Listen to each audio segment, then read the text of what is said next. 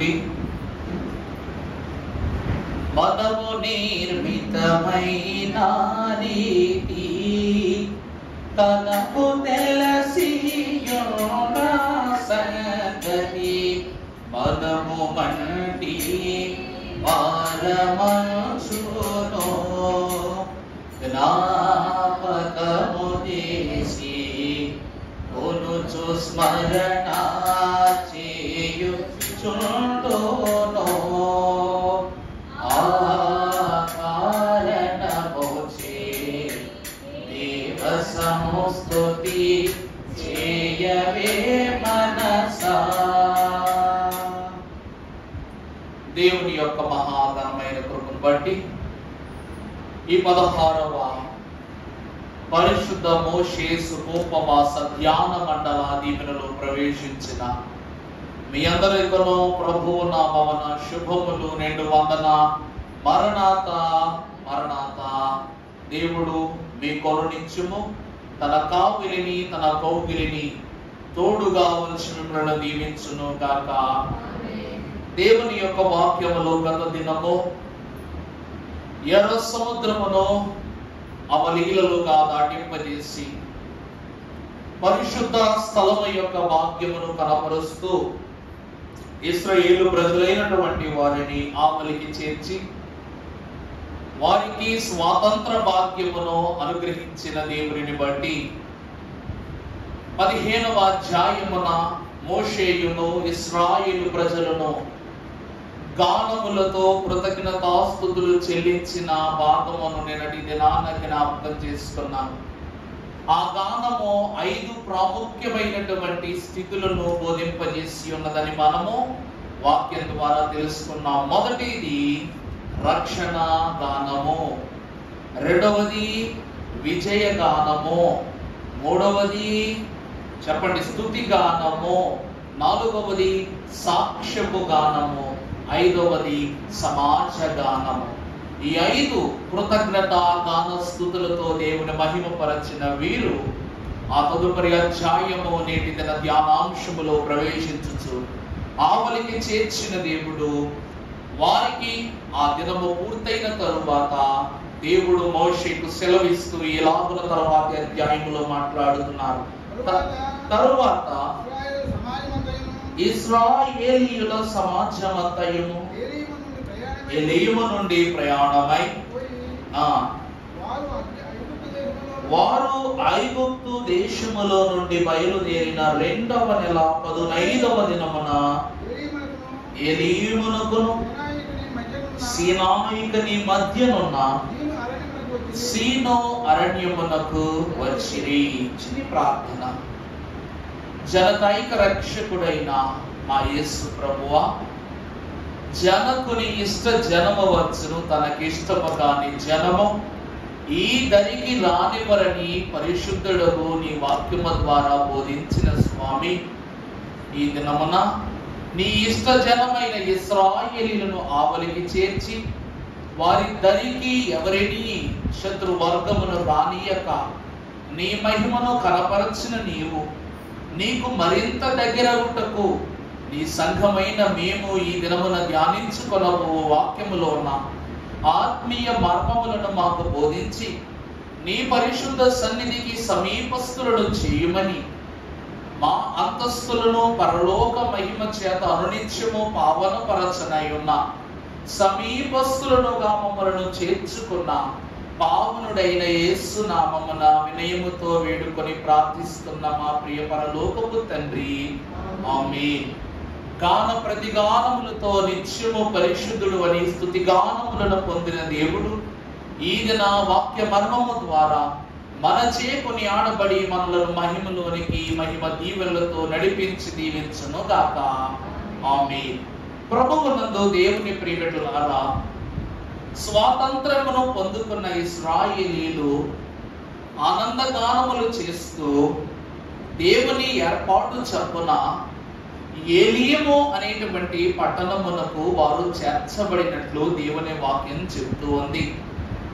ఈ ఏలీము పట్టణమునకు చేర్చబడినటువంటి ఇశ్రాయేలీయులకు ఆ క్షణమున యెహోవా దేవుడు ప్రత్యక్షమై మోషే ఇశ్రాయేలు ప్రజలైన వారలారా, మీరు ఐగుప్తు దేశమునకు అనగా ఐగుప్తు దేశము నుండి బయలుదేరిన 2వ నెల 15వ దినమున ఏలీమునకును సీనాయికి మధ్యనున్న సీను అరణ్యమునకు మీరు వెళ్ళండి అని చెప్పగానే వీళ్ళందరూ ఆ స్థలానికి చేరారట. అనగా ఏలీమునకు సీనాయి పర్వతమునకు మధ్య ఉన్నటువంటి సీను అరణ్యము. వాక్యమును బట్టి చూస్తే దైవజనులు ఈ వాక్యమునకు పెట్టిన పేరు కృప వెంబడి కృప. ఏమిటండి? ఈ అధ్యాయానికి దైవజనుడు పెట్టిన పేరు కృప వెంబడి కృప. ఎందుకు కృప వెంబడి కృప అని భక్తులు అంటున్నారంటే, ఏలీము అను పదమునకు అర్థము సమృద్ధి. అనగా ఉదాహరణ, వాక్యము యొక్క భావాన్ని ఏలీము అనగా సమృద్ధి. ఎందుకంటే యాకోబు తన సంతతి వారైనటువంటి 12 గోత్రముల యొక్క అంతస్తునతులు నడుమునకు బిగించుకొని దేవుని ఏర్పాటును బట్టి ఐగుప్తు దేశములోనికి చేర్చబడిన స్థలము ఏలీము. అందుకు ఏలీము అనే ప్రాంతములో యాకోబు సంతానమునకు గుర్తుగా 70 ఈత చెట్లను దేవుడు అక్కడ వారి కొరకు ఏర్పరిచాడు. యాకోబు కుటుంబం ఎంతమంది అండి? 70 మంది. ఈ 70 మందికి గుర్తుగా 70 ఈత చెట్లను, 12 గోత్రములకు గుర్తుగా 12 నీటి ఓటలను దేవుడు వారి కొరకు ఏర్పరిచాడు. ఈ తరుణము వరకు కూడా అవి సమృద్ధిగా ఉన్నట్లు దేవుని వాక్యము ద్వారా సెలవిస్తూ ఉన్నారు. అనగా సమృద్ధి, విస్తారమైనటువంటి ధన్యత. అవి తరగవు, అవి ఆరిపోవు, అవి ఆవిరైపోవు, అవి ఫలింపక మానవు అని చెప్పుటకుగా ఏలీము ఇశ్రాయేలు ప్రజలైన వారు ఐగుప్తు నుండి ఎర్ర సముద్రమును దాటి సమృద్ధిగా వారి 70 మంది సంతానముగా ఐగుప్తుకు వెళ్ళినటువంటి ఇశ్రాయేలు ప్రజలు మరలా ఏలీముకి ఎలా తిరిగి వచ్చారంటండి? లక్షలాది మంది ప్రజలుగా తిరిగి వచ్చారు. అంతే కదండి? 70 మంది ఎలా తిరిగి వచ్చారంటండి? సర్వ సమాజముగా మారి సమృద్ధిగా తిరిగి వచ్చారు. అందుకే ఏలీము అను మాటకు సమృద్ధి అని అర్థం. ఈ ఏలీమునకును అలాగుని సీనాయి పర్వతమునకు మధ్య ఉన్నటువంటి సీను అరణ్యములోనికి మీరు వెళ్ళండి అని ప్రభువు చెప్తున్నాడు. సీనాయి పర్వతం అంటే ఏంటో మనకు బాగా తెలుసు, దేవుని యొక్క పరిశుద్ధ పర్వతము. మరి దీనికి మధ్య ఉన్న సీను అరణ్యము ఏమిటి అనగా, సీను అనగా మహిమ. సీను అన్న మాటకు అర్థం ఏమిటండి? మహిమ.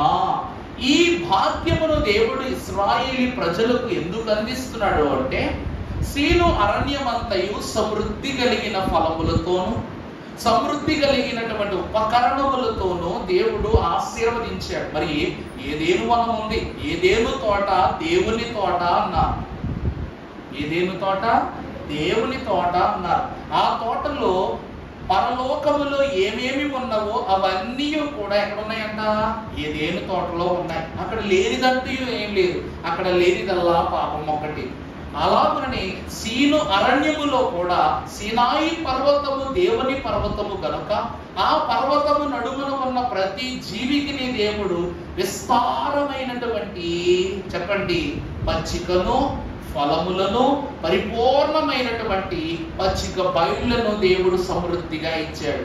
మనము చూస్తే మహాభక్తుడు గరుడైన మోషే గారు కూడా మిద్యాను యాజకుడైన తన మామయ్య యిత్రో మందలను ఈ సీనాయి పర్వతమునకు దరిదాపులుగా ఉన్నటువంటి పచ్చిక బయళ్ళ యొద్దనే ఆ గొర్రెలను మేపినట్లుగా మనం చూస్తున్నాం. అలాగే యెహోవా దేవుడు కూడా తన యొక్క దర్శన భాగ్యాన్ని మండుచున్న పద ద్వారా ఆ స్థలములోనే ప్రత్యక్షపరచబడినట్లుగా మనము ఎరుగుదుము. దేవుని యొక్క వాక్యాది క్రమధన్యతలను బట్టి కృప వెంబడి కృప అనగా సమృద్ధి నుండి మీరు ఎక్కడికి వచ్చారంట? మహిమ దగ్గరికి వచ్చారు. అర్థమైందండి? ఏలీము అనే సమృద్ధి నుండి ఎక్కడికి వచ్చారంట? సీను అనేటువంటి మహిమ యొద్దకు వచ్చారంట. వాక్యంలో చూస్తే కీర్తన గ్రంథము 103వ అధ్యాయము ప్రారంభంలో మనం చూస్తే, నా ప్రాణమా యెహోవాను సన్నిధించును,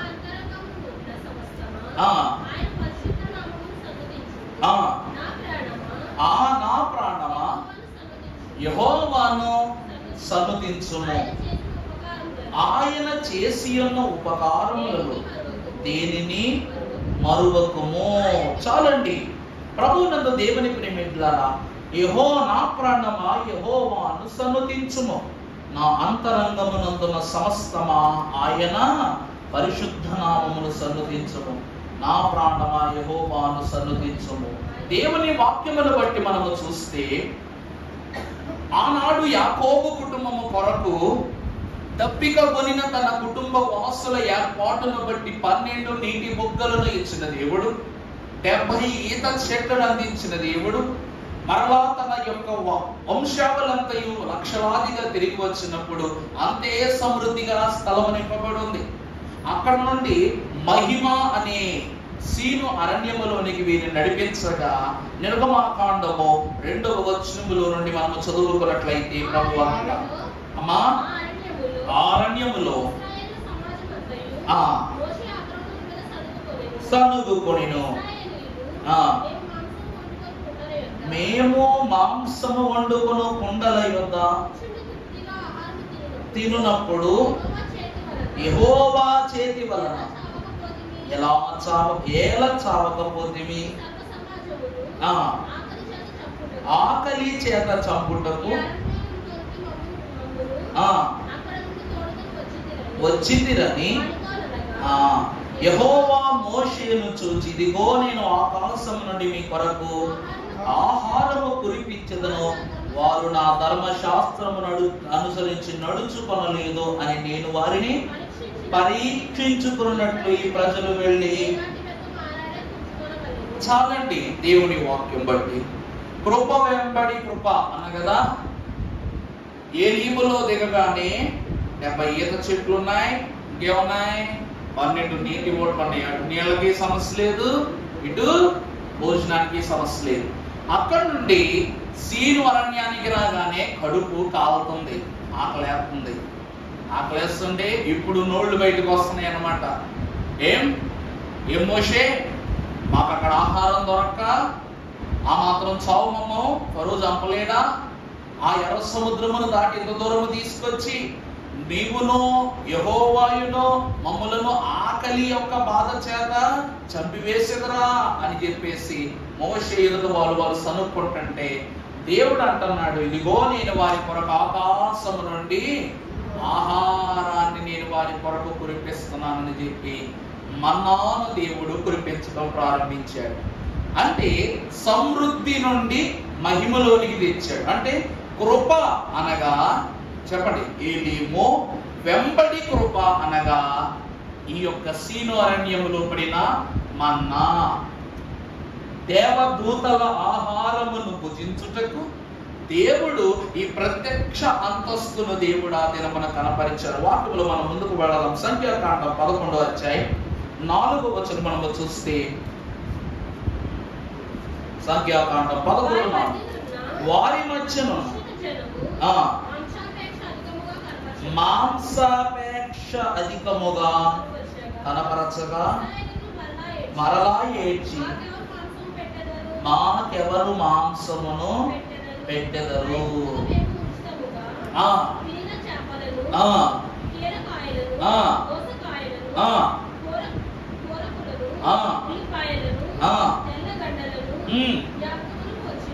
ఏమండి సార్ చూస్తున్నారా? కూరగాయల సరుకులు చదువుకోరా చూసారా? బీరకాయలు, దోసకాయలు, తెల్లగడ్డలు అంటే ఏంటి? తెల్లగడ్డలు అంటే ఏంటి? అన్నీ కూడా ఆ కాలంలో ఇశ్రాయేలు ప్రజలైనటువంటి వారు ఐగుప్తు దేశంలోనే పూజించారట. ఈరోజు కొత్తవి కాదు ఇవన్నీ. కానీ ఇక్కడ విషయం ఏమిటంటే ప్రియులారా, దేవుడు ఆకాశపు వాకిట్లను విప్పి పరలోక దూతల యొక్క భోజనాన్ని వారి కొరకు ఏర్పరచిన వారి యొక్క దృష్టి సారింపు మాత్రము దేని మీద ఉందంట? దోసకాయల పైన, చేపల పైన, ఉల్లిపాయల పైన, ములక్కాయల పైన ఉందంట. అర్థమైందమ్మా? ఆ మాట అర్థమవుతుందా? ఉదాహరణ వాక్యం బట్టి చూస్తే ప్రతి ఏ చిక్కు వచ్చినా ఏమొచ్చినా కూడా మనము గబగబమని కొన్ని విషయాల్లోకి వెళ్ళిపోతాం. ఇప్పుడు మనకు ₹1,00,000 లాటరీ తగిలిందని ఒకరు చెప్పారు అనుకోండి, పరిగెట్టుకు వెళ్ళిపోతాం అక్కడికి. నా ₹1,00,000 ఎక్కడ, నా ₹1,00,000 ఎక్కడ అని. తీరా అబ్బే అట్లాంటిది ఇంకా ₹1,00,000 రాలేదు బాబు, ఎవడో పిచ్చోడు చెప్పాడంటే మన మనసు అనుకుంటది. ఈ రూపంలో కనీసం ఒక 1000, 2000 అయినా వస్తే బాగుండు, అవన్నా సరే పుచ్చుకుని నేను ఇంత దూరం పరిగెట్టుకొచ్చాను అంటే దేవుడు ఐగుప్తు దేశం నుండి ఎంత దూరం తీసుకొచ్చి మాకేం పెడుతున్నాడు? మంచు గడ్డలా ఉన్నది, కొత్తిమీర వలె ఉన్నది, తీగా ఉన్నటువంటి ఒక లేత మబ్బు లాంటి ఆహారం పెడుతున్నాడు. మాకు అక్కడే బాగుంది. ఎందుకు? మేము రోజు 4 రకాల కూరగాయలు వండుకునే వాళ్ళం, చేపలు పట్టుకుని తినేవాళ్ళం. కష్టమో నష్టమో 4 ఏళ్ళు మాకు నోట్లోకి వెళ్ళేవు. అల్ప విశ్వాసులారా అని దేవుడు ఎందుకు అంటున్నాడంటే, ఎందుకే దేవుని ఆహారమును వారు గుర్తించకపోగా అల్ప విశ్వాసులు, లోకములో ఉన్నటువంటి నీతిది. కానీ మన్నాను జాగ్రత్తగా గమనిస్తే బోల్డ్ లక్షణాలు ఈ దినాన్ని మీకు వాక్యంలో చెప్తాను. దాన్ని బట్టి మన్నా ఎంత ఘనమైందో కూడా చూద్దాం. కొలస్సీ పత్రిక 3వ అధ్యాయం 1వ వచనం చదువుమా. మీరు క్రీస్తుతో కూడా ఏర్పబడిన వారైతే పైనున్న వాటినే వెదకుడి. మీరు నిజముగా క్రీస్తు యందు ఏర్పరచబడిన వారైతే మీరు దేని వెతకాలి? పైన వాటినే. పైన వాటి అంటే ఏంటి? పైన వాటిని వెతకడం అంటే ఏంటి? పరలోకంలో ఏముంటాయో వాటిని వెతకాల. ఆహారమైన ఒకడు మహానుభావుడు ఉన్నాడు అనమాట. నాకు ఒక చోటకి ఎందుకు ప్రసంగానికి వెళ్ళాను. ఇప్పుడు కాదు, నార్కిడిపల్లి ఊరు. ఎవరండి? నార్కిడిపల్లి. వెళితే కార్యక్రమంతో పూర్తి అయిపోయింది. నా వర్తమానం ఏంటంటే మన్నా లక్షణాలు, విశ్వాస అవలక్షణాలని అంశం నాది. మన్నా లక్షణము, ఇశ్రాయేలు అవలక్షణం అదనమాట అంశం. అయితే అంత వాక్యం చెప్పేసిన తర్వాత భోజనం పెడుతుంటే ఇశ్రాయేలీలు ఎలాగైతే మా మాంసం కావాలన్నారో, అక్కడ నాకు వడ్డం చేస్తున్నటువంటి ఒక ఆయన సంఘ పెద్ద అంట. ఆయన అడుగుతున్నాడు నా దగ్గరకు వచ్చి, ఏమిటంటే అయ్యగారండి 1000 విందులో ఏమేమి ఐటమ్స్ పెడతారండి అని అడుగుతున్నాడు. గారి, గూరి, పానకం ఇట్లాంటివి పెడతారన్నట్టు 1000 విందులో ఏమేమి ఐటమ్స్ పెడతారని అడుగుతున్నాడు. నాకు నిజంగా పక్కన పాస్టర్ గారు ఆశ్చర్యపడి అనమాట. ఆ స్థానిక సంఘకాలు ఆశ్చర్యపడి అనమాట. ఎంతకాలం నన్ను అడగలేదా బాబు ఈ సాయి ప్రశ్న అనుకుని నూరెళ్ళ బయటకు చూస్తున్నాడు. పరలోకములో విందులో 1000 విందులో ఏ ఐటమ్స్ పెడతారని అడుగుతున్నాడు. పలా పెడతారా, మటన్ ఎడతారా, చికెన్ ఎడతారా అని అడుగుతున్నాడు. మరి వాళ్ళకి ఏం సమాధానం చెప్పాలి? ఇప్పుడు దేవుడు ఏ ఆహారాన్ని మీరు చూడలేదో ఆహారాన్ని కురిపించినప్పుడే లోకం వైపు ఉన్నారు. మరి 1000 కాలము మనము దేవునితో విందు చేయనప్పుడు ఈ లోకముల విందును మనం ఆత్మీయముగా గ్రహించకపోతే ఆ విందే మరుగుద్ది. అప్పుడు కురిపించిన మన్నానే వారు అరిగించుకోలేకపోయారు పరిశుద్ధంగా. అందుకే ప్రభు అంటున్నారు, క్రీస్తు ప్రభు యొక్క అంతస్తులో ఎవరైతే నడిపింపబడతారో వారు దేనిని వెతుకుతారంట? పైన వాటిని. అందుకే యేసు ప్రభు వారు అంటారు, రొట్టె చూపించి దీనిని చూడవద్దు, దీనిలో నా దేహమును చూడండి. గిన్నె పట్టుకుని ద్రాక్షరసం చూడొద్దు, ఇది తాత్కాలికమైన నోటికి రుచికరముగా దేహమునకు శుచికరముగా ఉన్న ద్రాక్షరసమును మీరు వెదకవద్దు, దీనిలో నా మూల్యమైన రక్తమును చూడండి అన్నారు. అలాగే క్రీస్తులో ఉన్నవారు మాత్రమే పైనున్న విషయాలను సమముగాను సరిగాను గ్రహించగలరు. ఇశ్రాయేలు ప్రజలు దాన్ని గ్రహించలేకపోగా వారు ధన్యతలోనికి నుండి అన్యతలోనికి వచ్చేసారంట. అదే భక్తుడు అంటున్నాడు. ఇంకా మాట చూస్తే యాకోబు పత్రిక 1వ అధ్యాయం 5వ వచనంలో కూడా పరమ భక్తుడు యాకోబు గారు రాస్తూ ఉన్నారు. చూడమ్మా, యేసుక్రీస్తు ప్రభు యొక్క దాసుడును యాకోబు సహోదరుడును ప్రేమింపబడి యేసుక్రీస్తు ప్రభువునందు భద్రము చేయబడి ఏమని? మీకు కనికరమును సమాధానమును, మీకు కనికరమును సమాధానము సేవయు విస్తరణ. అలాగే 1వ అధ్యాయం 5వ వచనం కూడా చూస్తే యాకోబు పత్రిక, నీలో ఎవరికైనాను ఉన్న ఎడల, ఇప్పుడు అర్థమైందా? ఆ సంఘ పెద్ద గారు అడగాల్సింది నన్ను కాదు, ప్రభువా పరలోకంలో ఏమైతే వేసి పెడతారయ్యా పాజీ గారు అంటే, నేనేమన్నా వంటోడినా పరలోకంలో? నేను వంటోడినా వడ్డించేవాడినా, ఇస్తర వేసేవాడినా, ఇస్తర తీసేవాడినా? అన్ని ప్రభువే చేస్తారు అక్కడ. పళ్ళెకు పెట్టున్నది ప్రభువే, వడ్డించినది ప్రభువే, ఆరగింపజేయనది ప్రభువే, అన్ని ప్రభువే చేస్తారు. అందువలన మీకు ఈ లోక జ్ఞానమును బట్టి పరలోక జ్ఞానము కొదువైపోయిందా? మీరు ఎవరిని అడగాల?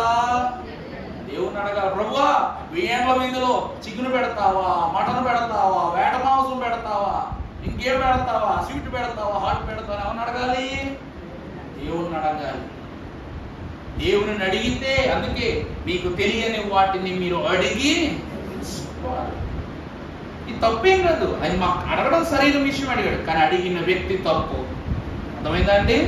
అడుగుతున్నటువంటి వ్యక్తి తప్పు. నన్ను అడగకూడదు. మాకేం తెలుసు? మేము మీ వల్లే ఎక్కడికి వెళ్ళిపోతాం? వెయ్యంలో ఇందులో చేరవలసిన వారమే. నీకు ఆ ప్రశ్న ఎంత కొత్త, నువ్వు అడగగానే నాకు కూడా అంతే కొత్త.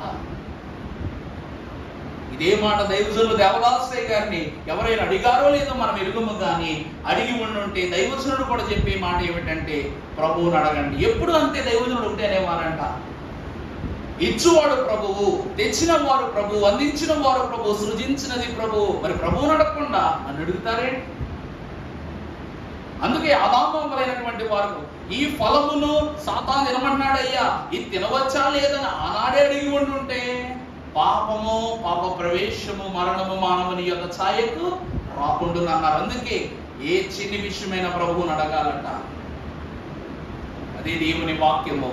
ఈ దినమున మన్నా మీరు కన్నుల ఎదుటికి వచ్చి పడింది. మోషే దగ్గరికి వచ్చి అడుగుతున్నారు, మోషే ఏంటి ఆహారం? ఈ దూది ఏమిటి? ఈ దూది పదార్థములు కొత్తిమీర గింజవలి ఆకారం ఏమిటి? దీని రుచి ఏమిటి? ఈ ఆహారము దేనికి ప్రసిద్ధి అని మోషేని అడుగుతుంటే మోషే మనసంతా కూడా సంశయం అయిపోతుంది. ఎందుకంటే మోషేకు కూడా ఆహారము అప్పుడే కనపరచబడింది కాబట్టి. మోషే ఎప్పుడేం చూసాడా? అప్పుడే మోషేని చూడటం. వాక్యములో చూద్దాం. 16వ అధ్యాయం 3వ చదువమ్మ. నిర్గమ 16:13. ఇశ్రాయేలీయులు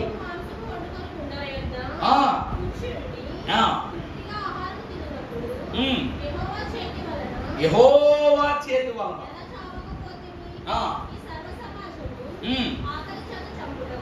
ఆకలి చేత నీవు సంపుటకు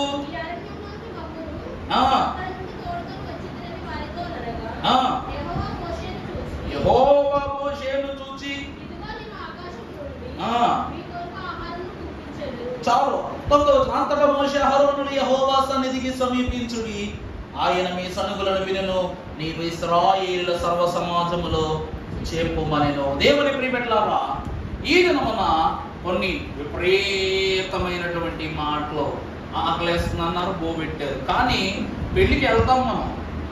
పెళ్లికి వెళ్ళి సోపు బట్టలు వేసుకొని సోపుగా సిద్ధపడి భోజనానికి వెళ్ళి భోజనం పూర్తిగా తినేసి చికెన్ బాగలేదు, మటన్ బాగలేదు, రైస్ ఉడకలేదు, మొత్తం గ్రేవీ అంతా నాకే వేసాడు. ఒకడు నాకు చిన్న ముక్క వేసాడు, నాకు పెద్ద ముక్క వేసాడు, అబ్బాయి నాకు అసలు ఏమీ లేదని వంకలం. అవుతుందా అండి?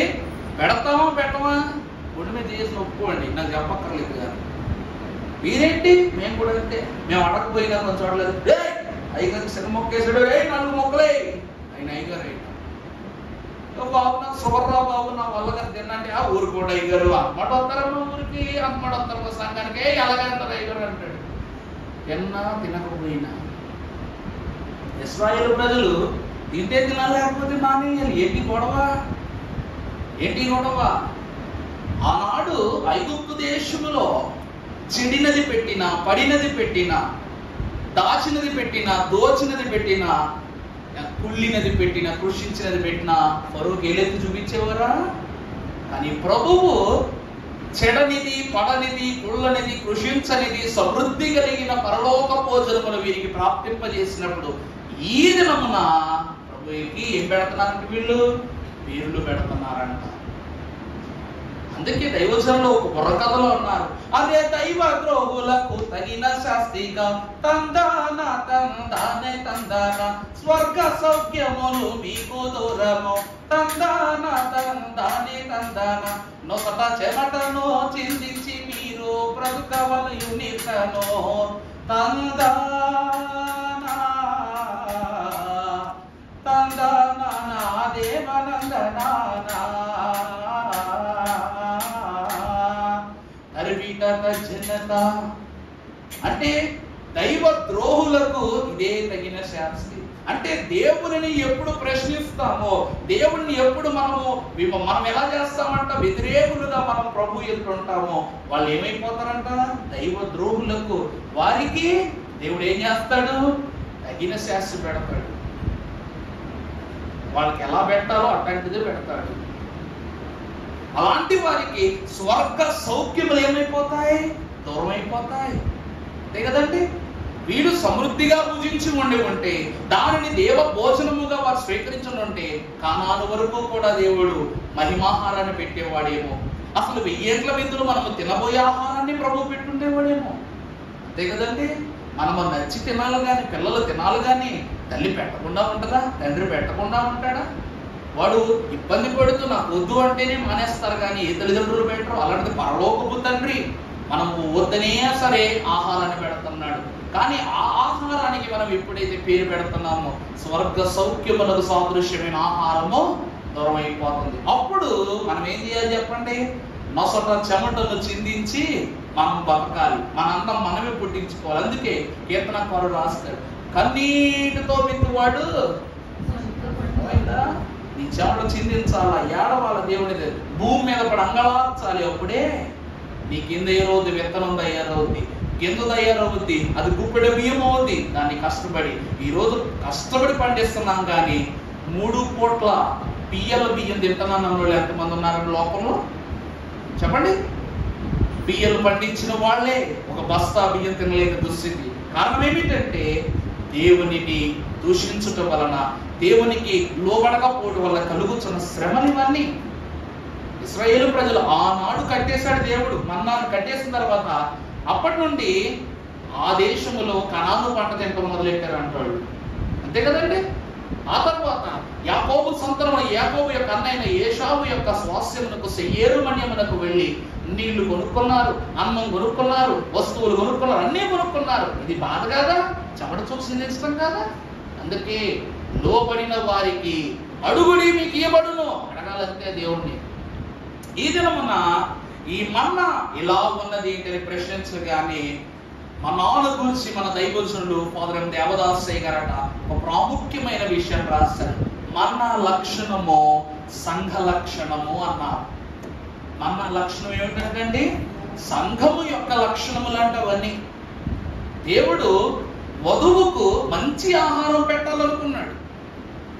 వధువుకి ఆహారం పెట్టాలనుకున్నాడండి, మంచి ఆహారం, మంచిదైనదే. ఏమని వాక్యములు దైవజనులు పాటలో రాశారు, జగతి ఎరుగని సౌఖ్య భోజనము అగుపరచును హా తగినదే. ఇశ్రాయేలు ప్రజలకు తగిన ఆహారాన్ని పెట్టినట్లు ఈ మన్నా యొక్క అంతస్తు ద్వారా దేవుడు తన సులక్షణాలను మనకు అరిగడి ఆహారము, శక్తినిచ్చే ఆహారము, సౌఖ్యాన్నిచ్చే ఆహారాన్ని దేవుడు తెలియజేస్తున్నాడు. మొదటగా మన్నా యొక్క లక్షణాలను వాక్యములో చూసినట్లయితే మన్నా ఎటువంటిది అనగా మన్నా యొక్క రుచి మనము చూస్తే అది రుచి ఎలా ఉన్నదంట?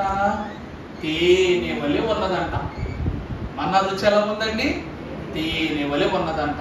మనము వాక్యములో చూస్తే నీ వాక్యము జుంటే తేనె దారల కన్నా మధురమైనది. ఇది పరలోక భోజనము కనుక మన్నా యొక్క రుచి ఎలాంటి రుచట? తేనె వంటిది కనుక, వాక్యము జుంటే తేనె దారుల కన్నా మధురమైనది కనుక దాని యొక్క రుచిని దేవుడు వర్ణిస్తున్నాడు. రెండవదిగా మనము చూసినట్లయితే వాక్యములో మన్నాను మనము చూస్తే దేవుని వాక్యం అంటూ ఉంది అది తేనె కంటే తీయగా ఉంది. కానీ దానిని తినాలనుకున్నప్పుడు మనకు ఒక ఆలోచన వస్తుంది. ఈరోజు నేను మిమ్మల్ని మా ఇంటికి పిలిచి మీరెప్పుడు తినలేని ఒక కొత్త ఫ్రూట్ ఒకటి తీసుకొచ్చాను. వేరే దేశం నుంచో లేకపోతే రాష్ట్రం నుంచో తీసుకొచ్చి దాన్ని కట్ చేసి ఇచ్చాను. మీకు ఇస్తే మీరు దాన్ని ఒక్క చూస్తారు.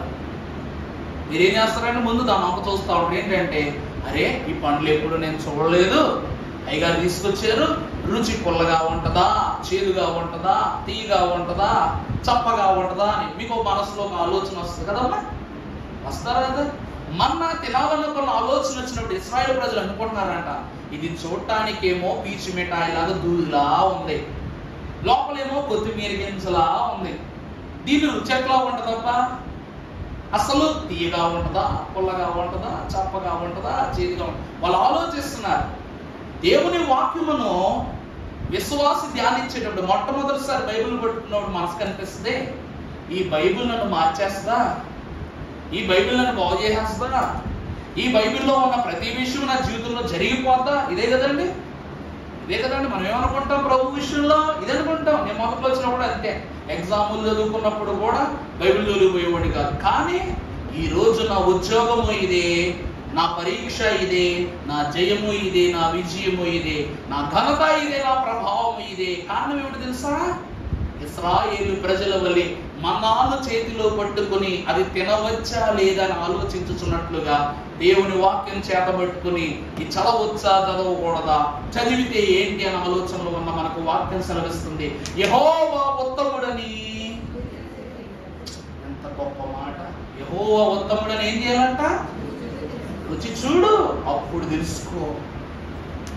దాని రుచిని గూర్చి సందేహపడిన ఇశ్రాయేలీయులకు రుచి చూచి తెలుసుకొనుడి అనే వాక్యము ద్వారా సర్వ సమాజమునకు సమాధానం ఇచ్చాడు దేవుడు.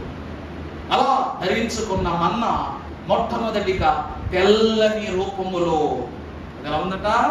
తెల్లని రూపములో స్పాంజీ మాదిరిగా ఉండేసరికి ఆ తెలుపును గమనించుచున్న వారు అనుకుంటున్నారు, ఇది ధవళము, అనగా తెల్లటిది. ధవళం అంటే ఏంటండి? తెల్లటి రూపము కలిగింది. మీరు ఎప్పుడైనా వైట్ కలర్ ఫ్రూట్స్ తిన్నారా? తెలుపు రంగు పళ్ళు ఎప్పుడైనా తిన్నారా? జపాన్లో తెల్ల మామిడి పళ్ళు ఉంటాయి. మామిడి పళ్ళు ఎలా ఉంటాయండి? తెల్లగా ఉంటాయి. మనకి ఇక్కడ అన్ని ఎల్లో కలర్, లోపల ఎల్లో కలర్, కానీ అక్కడ లోపల ఎల్లో కలర్ ఉంటుంది, బయట మాత్రం తెలుపుగా ఉంటుంది అన్నమాట. మనము తినే మామిడి పండు కన్నా 10 రెట్లు తీపి పానకం, 10 రెట్లు తీపి పానకం.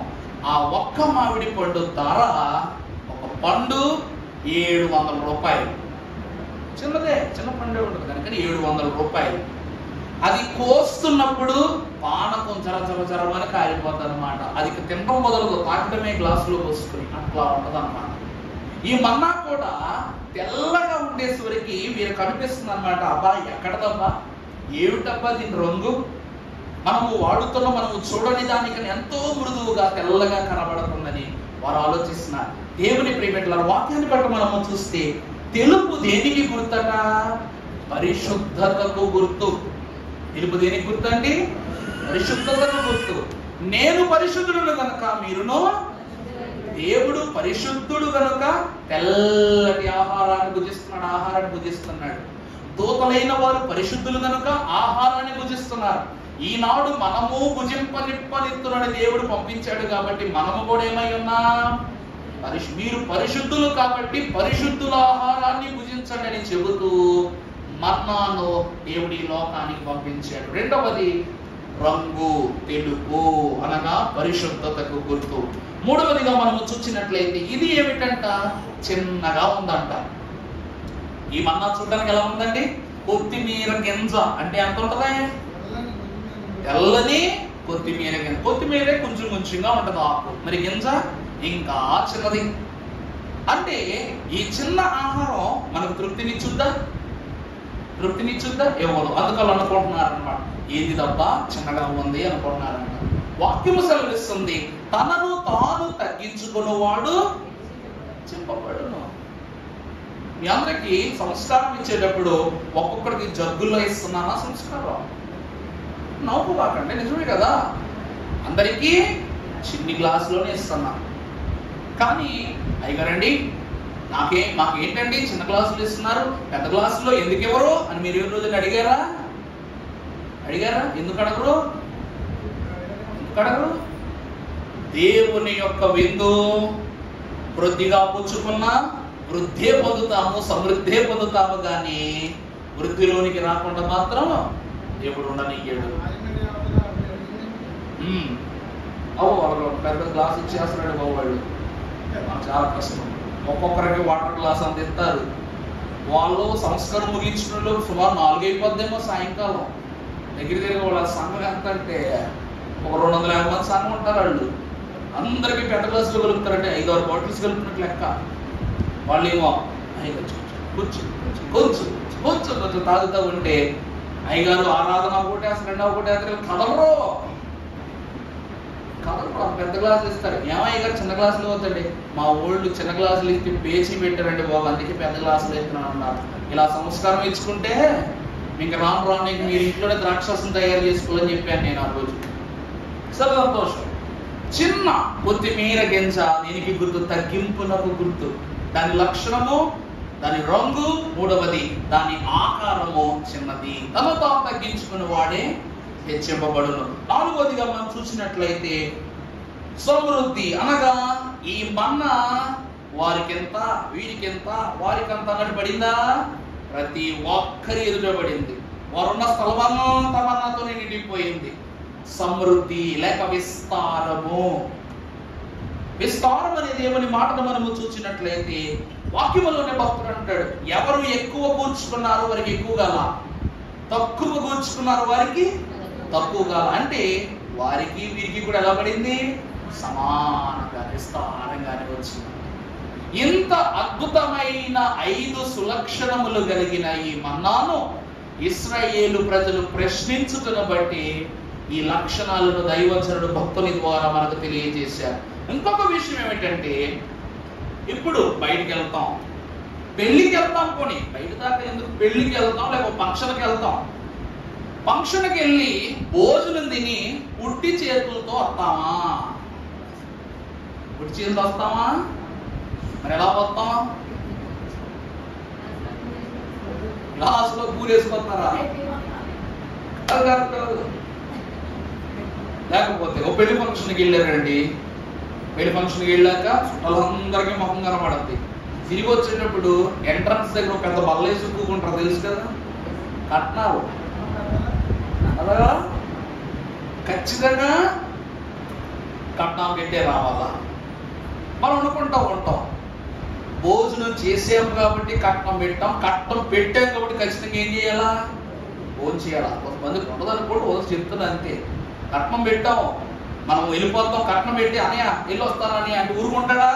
భోజనం చేసావో లేదా? చేస్తే కానీ నేను వెళ్ళటానికి లేదు.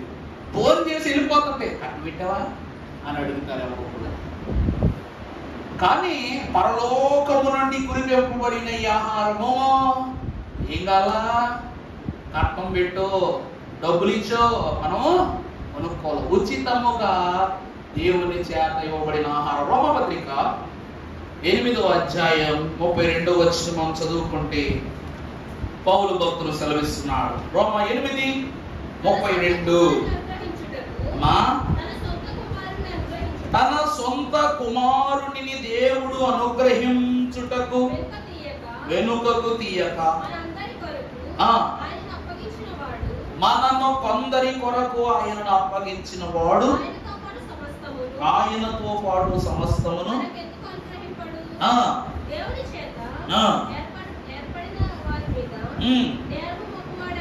చాలండి. వాక్యం అంటుంది, తన సొంత కుమారుని అనుగ్రహించుటకు వెనుక తీయక మనందరి కొరకు ఆయనను అప్పగించిన వాడు ఆయనతో పాటు సమస్తమును మనకెందుకు? యేసు క్రీస్తు ప్రభువును ఈ లోకమునకు గొర్రె పిల్లగా బలియాగం ఇచ్చిన తండ్రిన దేవుడు అప్పుడే మన దగ్గర ఒక పైసా తీసుకోలేదు. వేళ అర్థమైందండి? కుమారుని ఇస్తూ, తండ్రి నా కుమారుని మీ అందరి పాపాల కోసం బలిస్తున్నా, మీకు ఏమేమి ఉన్నాయో నాకు అన్ని ఇవ్వడం తండ్రి అడగల. ఆ విషయంలోనే తండ్రి ఉచితంగా ఇచ్చారు. అలాంటిది మన్నా ఇవ్వకుండా ఉంటారా అని అంటుంది దేవదూతల ఆహారాన్ని ఉచితంగా ఇవ్వటం గొప్ప కాదు, తన ప్రియ కుమారుణ్ణే మన కొరకు ఉచితముగా ఇచ్చాడు దేవుడు.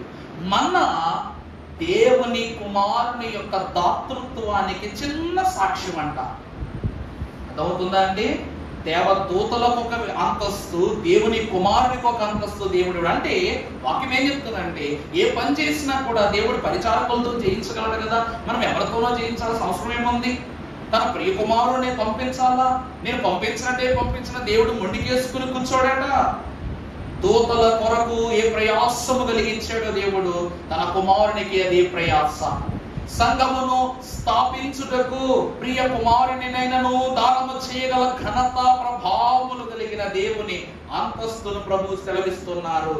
ఆ కుమారునే ఇచ్చిన దేవుడు ఈ లోకములో ఉన్న వాటిని, పరలోకములో ఉన్న వాటిని ఇవ్వటానికి వెనకాడతాడా అని వాక్యం అంటారు. అంటే ఇశ్రాయేలు ప్రజలను సమృద్ధి నుండి మహిమలోనికి నడిపిస్తున్నాడు ఈ మన్నా ద్వారా. సమృద్ధి నుండి ఎక్కడ నడిపిస్తున్నాడండి? ఆ 70 ఈత చెట్లు, 12 నీటి ఓట్లు వారి ఆకలిని తీరిస్తే, ఈ మన్నా వారి అంతరంగ ఆకలిని ఏం చేసిందంట? సంపూర్ణముగా నివారణ చేసింది. అందుకే సీనాయి పర్వతము దగ్గరికి వెళ్ళాలంటే దేవుని భోజనాన్ని తిని వెళ్ళాలి. అర్థమవుతుందండి ఆ మాట? సీనాయి పర్వతం దగ్గరికి వెళ్ళాలంటే ఏ ఆహారాన్ని భుజించాలట? దేవుడు ఏర్పరిచిన ఆహారాన్ని భుజించాలట.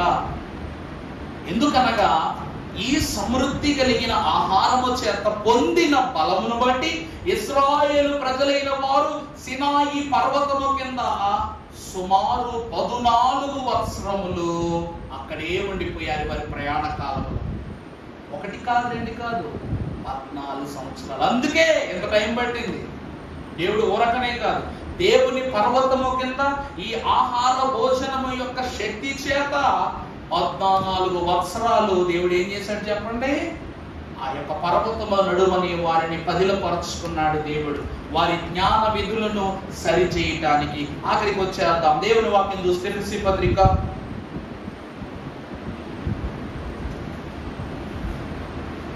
6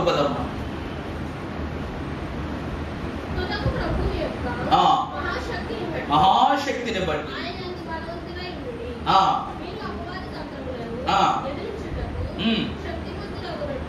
శక్తిమంతులగునట్లు. చాలమ్మా. 1 కొరింథీ పత్రిక 13.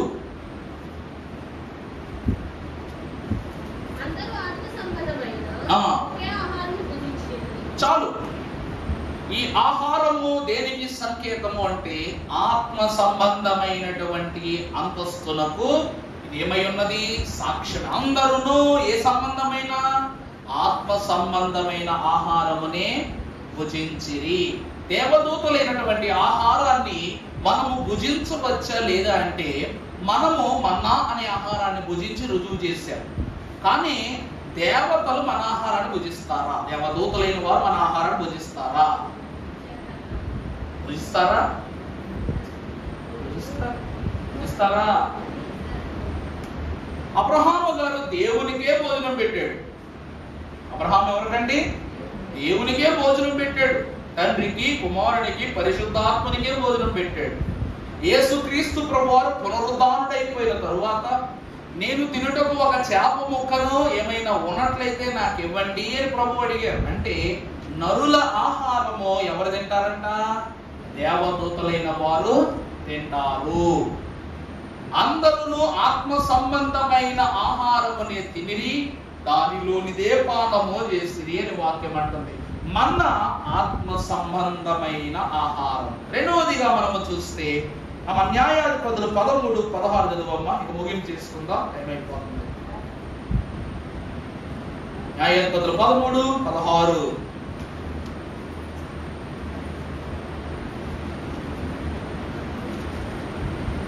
నేను చదువుకుంటాను.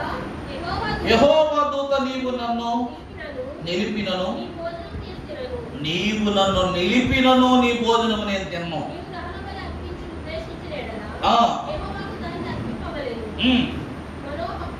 మనోహతో చెప్పాను.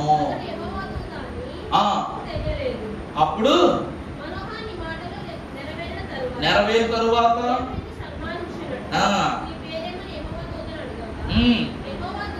యెహోవా దూత చాలండి, మీకు అర్థమైందా? దూతలు మన ఆహారం భుజిస్తాయి అంటే భుజించవు. ఇందాక చెప్పింది దేవుడు ఆహారాన్ని భుజించుట, దేవ కుమారుడు ఆహారాన్ని భుజించుట. దేవదూతల ఆహారాన్ని ఏం చేయాలంట? భుజించరు. కారణం ఏమిటి తెలుసా? ప్రధాన దూత అయిన అపవాది ఎప్పుడైతే ఈ లోకంలోనికి త్రోసివేయబడ్డాడో అప్పటి నుండి భూమి మీద ఉన్న ప్రతి ఒక్క దాని అధికారం ఎవరి చేతిలోకి వెళ్ళిపోయింది? సాతానుడి చేతి మీద. అందుకే యేసు ప్రభు వారిని తీసుకొచ్చి అంటాడు, ఇదిగో నువ్వు నా యొక్క మోకరిల్లు, నా వెనక నుండి నాతో ఉండు, నా దగ్గర తలొగ్గు, ఈ భూమి మీద ఉన్న సర్వదేశములను ఏం చేస్తాను? నీ కైవసం చేస్తానంటాడు. అందుకే భూమియు దానిలో ఉన్న సమస్తము యెహోవాయే, కానీ అధికారం అంతా ఎవరి చేతిలోకి ఇచ్చాడు? దేవుడు సాతానుకి ఇచ్చాడు. కనుక దేవదూతలైన వారు ఏం తినరంట? భూమి మీద ఉన్న మనుష్యుల ఆహారమును భుజించరు. మన ఆహారం మనకే అరగట్లా, దేవదూతలకి ఎవరుగుద్ది? ఎవరుగుద్దండి? నిజమా కదా? అందుకే వాక్యం అంటుంది ఏమండి? దేవుని యొక్క మహాశక్తిని బట్టి మీకు ఒక కథ చెప్తా, ముగించేసుకుందాం. చివరి వాక్యంలో ఒక రోజట ఒక ఆయన గుడ్లు కొనుక్కున్నాడంట. ఏం కొనుక్కున్నాడండి? గుడ్లు కొనుక్కున్నాడంట. ఎలాగా? 12 గోత్రాలకి దేవుడు సమానాహారాన్ని పెట్టాడు కాబట్టి 12 గుడ్లు కొనుక్కున్నాడంట. ఎన్ని గుడ్లు? 12 గుడ్లు.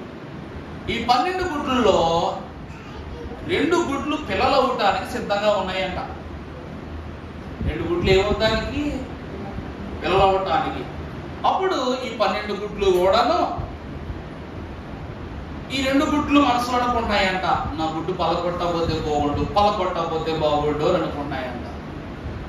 అనుకునేసరికి వీడు ఒక్కొక్క గుడ్డు పగలగొడతాడంట. పగలగొడుతుంటే అన్ని పగలగొడటానికి వచ్చేసరికి చివరి ఈ 2 గుడ్లు మాత్రం వదిలేశాడు. హమ్మయ్య అనుకున్నాయంట. ఎవరు అనుకున్నాయండి? ఇవన్నీ హమ్మయ్య అనుకున్నాయంట. తర్వాత 2 రోజుల తర్వాత ఇవి పిల్లలై బయటకు వచ్చినాయంట. వాటిని రోజు పెంచుతున్నాడంట. అబ్బా, మా వానర్ ఎంత మంచోడు అనుకున్నాడు. బాగా పెంచి ఇంటికి చుట్టాలు రాగానే వాళ్ళు వచ్చినప్పుడు పోసేసాడంట. ఏం చేశాడంట? బాగా మేపేసరికి ఏమైపోయింది? వీళ్ళకి ఆయన మీద ప్రేమ ఎక్కువైపోయింది. ఆ గుడ్డుగా ఉన్నప్పుడే నయ్యం, అప్పుడే ఉంది. కానీ ఇప్పుడు జీవితం మీద ఆశ పెట్టి ఏం చేశాడంట? చంపేశాడు. వాక్యం ఏం చెప్తుందంటే, దేవుని ప్రియమిత్రులారా, దేవుడు కూడా విశ్వాసులను ఎంపిక చేసుకుంటాడు. విశ్వాసులు ఏం చేసుకుంటాడండి? ఎంపిక చేసుకుంటాడు. 12 గోత్రముల వారి కొరకు ఏర్పరచబడిన మన్నాయు దానిలో ఉన్న సారమును ఇశ్రాయేలు ప్రజలకు అందించగా దానిని తిని సమృద్ధి పొందుకున్న ఇశ్రాయేలు ప్రజలు దేవుని వ్యతిరేకించడాన్ని బట్టి సీను అరణ్యము అనగా సీనాయి పర్వతమును ఆనుకుని ఉన్న సీను అరణ్యము యొద్ద ఉన్న సర్పాల కాటుకు వేలాది మంది ఇశ్రాయేలు అక్కడే చచ్చిపోయారు. అర్థమైందా అండి? పోషింపబడ్డారు. ఎప్పుడైతే దేవుని విషయంలో వ్యతిరేకమైపోయారో అక్కడ మన సర్పాలు ఏం చేసినాయంటే ఎన్ని కాటు వేసి.